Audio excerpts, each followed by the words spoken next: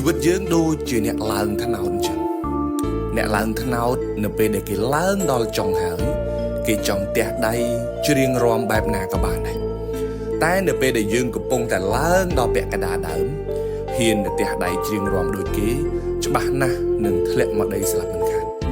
ជីវិតយើងក៏ដូចគ្នាដែរកុំឃើញគេសប្បាយ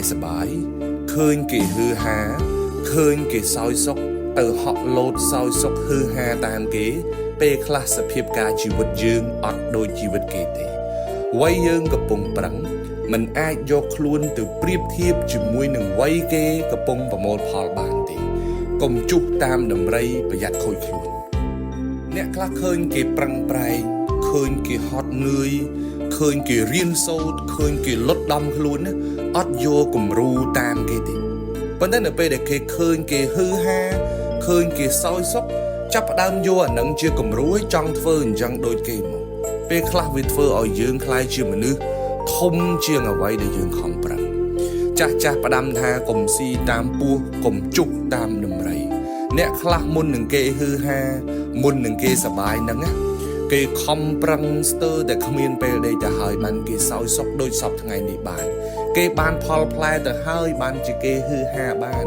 កុំចេះតែឃើញគេដើរលំហែចង់ដើរលំហែតាមគេឃើញគេសាកថ្មជីវិតចង់សាកថ្មជីវិតតាមគេទាំងអាថ្មខ្លួនឯងនឹងមិនដែលបានប្រើអីមិនតិចអានឹងគេហៅថាសបាយលើសកម្រិតហើយចាស់ថាគោលឿនជាងចតូន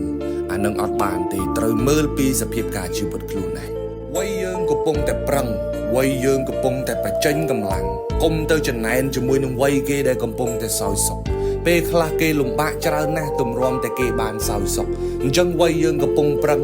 ត្រូវតែមានមោទនភាពត្រូវតែមានជំនឿចិត្តជាមួយអ្វីដែលយើងខំប្រឹងធ្វើនាពេលបច្ចុប្បន្នបដោតធ្វើវាឲ្យអស់ចិត្តគុំល្វើល្វាយទៅប្រៀបធៀបជីវិតខ្លួនឯងទៅនឹងជីវិតគេអ្នកខ្លះខំប្រឹងធ្វើការបានល្អមែនតើតែដោយសារតែឃើញគេសោយសុខឃើញគេស្រួលឃើញគេសម្រាកទៅស្រួលបែរជាបាក់ទឹកចិត្តហើយបោះបង់អាការប្រឹងប្រែងនឹងចោលអានឹងអត់កើតទេត្រូវមើលទៅវិញថាតើយើងកំពុងធ្វើអីហើយគេកំពុងធ្វើអីពេលខ្លះប្រវត្តិជីវិតមនុស្សមិនដូចគ្នាទេជីវិតត្រូវតែសបាយចោះវាមិនខុសទេប៉ុន្តែត្រូវមើលសភាពការជីវិតខ្លួនឯងផងឧស្សាហ៍រំលឹកខ្លួនឯងជាប្រចាំយើងនៅកន្លែងណាយើងកំពុងតែធ្វើអីហើយយើងគួរផ្ដោតសំខាន់ទៅលើអ្វីគួរសប្បាយរីករាយក្នុងកម្រិតមួយណាកុំយកខ្លួនឯងទៅប្រៀបធៀបជាមួយនឹងជីវិតគេមនុស្សចេញពីប្រភពនិងស្ថានភាពមិនដូចគ្នាទេរៀនរស់ដោយខ្លួនរៀនរកក្តីសុខដោយខ្លួនគេសុខបែបគេយើងមានក្តីសុខបែបយើងអនាគតរបស់យើងគឺយើងម្នាក់គត់ជាអ្នករៀបចំតាំងពីដើមរហូតដល់ចប់